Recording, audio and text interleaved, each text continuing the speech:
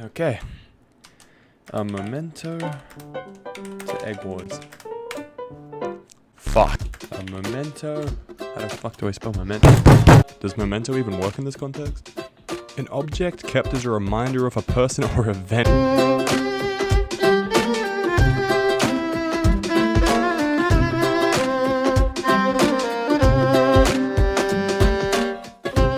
So, what is Eggwars? A lot of people at first listen think that Eggwars is where you throw eggs at your opponents.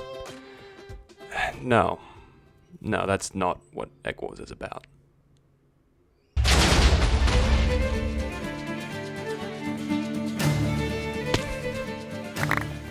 Eggwars is a minigame where you're sorted into teams based on color. So as you can see here, I'm on team yellow. Every team gets an egg. This is the egg. If the egg is broken, then you can no longer respawn. So when you die, you're out of the game. But again, we don't throw eggs here. We don't throw eggs. We do not. Now it's the last team standing that wins, so you'll either be protecting your egg or going around destroying other people's eggs. So once all other players and teams are eliminated, you win. Or simplified for your Hypixel goers, it's Bed Wars with an egg. Talking about Bed Wars, here's a little history lesson. Rubik Cube Man released Egg Wars on the 20th of June 2015, whilst Bed Wars was released on the 19th of January 2017, almost 2 years after Egg Wars was released. This was soon followed by Cake Wars on Mindplex and many other alterations and smaller servers of the sort. And therefore, this would make Egg Wars the first of its kind, which is a very impressive feat for the CubeCraft server, to be the original creator of an entire genre that's still relevant to this day. Or at least that's what I thought. Oh yeah, misinformation. So yeah, as it turns out, Egg Wars was adapted from a minigame called Bed Wars on a server called, sorry if I pronounced this wrong, GoMHD.net. For years now, years, I've been going around telling everyone I come into contact with that Hypixel Bed Wars was adapted from the original Chad Egg Wars. So, my dumbass fell short, and didn't notice the holes in the integrity of this genre. But at least now as a collaborative, we all know that CubeCraft Egg Wars also falls under the category of a recycled minigame just as much as Hypixel does. Welcome to the club, CubeCraft! All jokes aside, this game is something that's been invigorating to me. Fighting strong players and clans got my heart to race. The thrill of pairing your skill and strategy against other strong players is nothing short of invigorating. Strategy. Strategy can come from the most simple of game features, like getting to someone's island or performing block placements. The creative strategies one can come up with in this game is surprisingly interesting, and I've seen some smart players do some incredible stuff in my time here. As for the maps in Egg Wars, they're large, very large in fact, something which I personally love a lot about Egg Wars. And because of the large map size, knocking a player into the void is a much less viable strategy to defeat them. I don't really like the small Sky Island vibe of Sky Wars, so having an adequate space to just simply fight is greatly appreciated for me. Now the way to get resources with your generators gives you two different playstyles here, being defensive and being offensive. Okay, so I just realized in the What is Egg Wars section before, I didn't talk about how the generators work.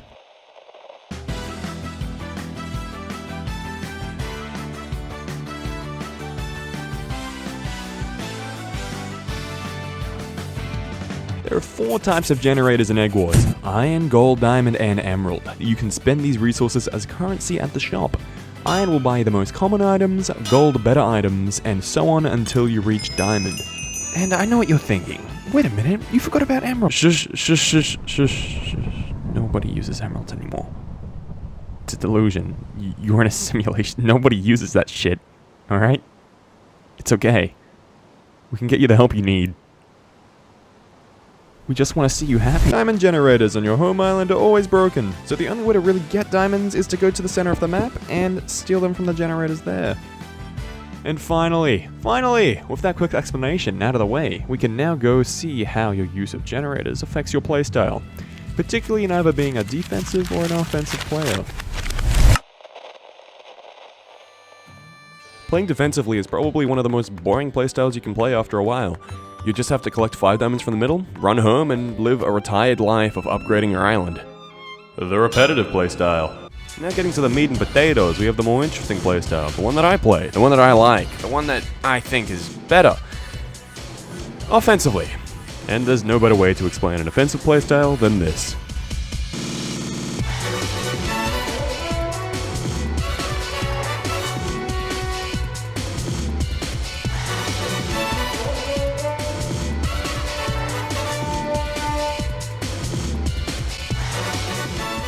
What I just tried to do there was a show don't tell type of thing, but I'm hardly good enough editing to do that yet. So I'm just gonna tell you.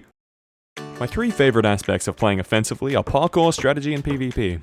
These are the 3 things that I more so mix and match together to get my own playstyle. An example of me doing this would be coming up with a strategy in which I use parkour to initiate PvP. But again, this is just one example. Being creative with these 3 aspects is how I enjoy Eggwars the most, and in my case it made me a better player as well. It opened me up to more skill sets and strategies that I wouldn't have ever done if I didn't make it up myself.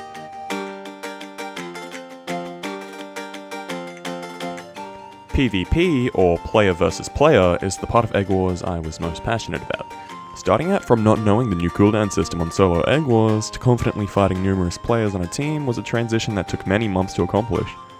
All that practice I put in, all the experimenting I did, all that nightcore I listened to, it was all for the purpose of growth in PvP, and there was nothing more fulfilling than seeing the results of your efforts. Of the things I've learned, I've definitely gotten much better at the basics, like using a sword or an axe. But there are 2 PvP styles that I'm most proud of. The first is the bow and axe combo, with the gist of it being a diamond axe in your main hand with a punch 1 bow in your offhand. With this combo, you'd keep repeating the pattern of critical hitting and shooting someone until you win the fight. I loved doing this combo for a few reasons. When hitting a player, you could maximize your damage, as the axe would still recharge in your main hand as long as you're pulling back your bow in your offhand. On top of this, it dealt an insane amount of knockback, which could be used to knock people off the edge if you need to. Even though this combo did a massive amount of damage and knockback, it did still have its drawbacks. It was insanely hard to both keep the timing of your combo whilst also successfully hitting your target with both bow and axe. Which is why I stopped using it, and switched to my current playstyle, which is a lot more common: the weapon and block combination. Now I say combination instead of combo because there's no specific way to use it to take down other teams. It's a combination of useful items rather than a combo of moves like in a fighting game. With this combination, you can perform tasks such as, but not limited to, building up, jumping on people, blocking off, running away, jumping on walls, blocking arrows, escaping, and creating your own PvP environment. The point is, this combination has utility, but I'm not going to sit here and act like this is an original combination. 1.8 Minecraft players have been doing this since the beginning of Minecraft PvP. The big difference is keeping blocks in your offhand so the main weapon can recharge, which surprisingly a lot of people on Eggwars don't do. But if you're a player that does do it, it gives you a mode of creativity to perform the most unique fighting styles in 1.9 PvP. Eggwars used to have a much larger community than it does now, with the players being what helped make it into, well, what it is today. For the individual players, there were some goofy ones, there were some spooky ones, but the ones you remembered would carry a sense of competition when you saw them in future games. As for clan members, they could be easily recognized by the unique name, underscore, 2 wacky letters, and emo skin. Of these clans, some of the big ones are the OL clan, the NL clan, but the most notable one to me is the GM clan. They have a large presence on the server with tons of active players. They make their presence known by being the best of the best. Overarching the superior knowledge and gameplay, we were playing against a few toxic e-boys today who had GM. We've seen a lot of people with this in their names recently. We've been referring to them as gay men, because that may as well be what it stands for. People actually used to think that I was in a clan, because of my underscore, 2 wacky letters, emo skin. I've had people come up to me and ask if they can join my clan, and I'm like, wow, no. You see, back in that time I was an asshole. I was obnoxious, I was a solo player, and I didn't really want anything to do with a clan or a group. Just like these clans, I had a small but noticeable reputation myself. I was what many called a lagger. It made my fighting look like this. Because of my Australian internet, I wasn't really liked much on the server anyways. But even if I didn't socialize much in the server, I still found many players as inspiration for developing my PvP style. And yeah, many players on the server were toxic, but I guess that's just the nature of people who take the mechanics of a funny block game seriously. And what do most toxic players obsess over? The leaderboard! The leaderboard is what I ended up spending most of my time playing. The leaderboard is what I ended up spending most of my time playing for back in 2018. I reached my highest leaderboard position at rank 176, with 2020 wins. But there was someone who was at the top of the leaderboards, someone who was one of my main inspirations for playing, way back when the leaderboard held only positions for 5 instead of 200. She was the first player to reach 10,000 Team Eggwars wins, and someone I saw as a very nice and humble champion of the game. I'm of course talking about the former top player Shinty, or as many knew her back then, Shadoshi. Shadoshi had a growth story that I witnessed from the outside, but nonetheless it was one that motivated me in the Grand Eggwars sphere. The people she associated with weren't just some toxic PvP demons, and she herself also came across as a very genuine personality just trying to have fun with the game. Shadoshi grinded to achieve her title back in 2017, seeing her rise up that small leaderboard of 5, placed down the path of the old Eggwars lobby, rising up bit by bit until she finally reached rank 1 and accomplished 10,000 Team Eggwars wins. Well, that was something that was truly amazing. And after that point, her legacy had been implanted into Eggwars as a minigame in the minds of many that knew her. This whole game was uploaded by the YouTube channel The Fluffy Mambas, or their player name as many knew them by, Ihu. This video acts like a time capsule of sorts, showing many of the top players that weren't members of clans, but just friends working together to celebrate this once-in-a-lifetime moment for the server. The video had a community-like feel that I think perfectly encaptured what I want to remember Eggwars as.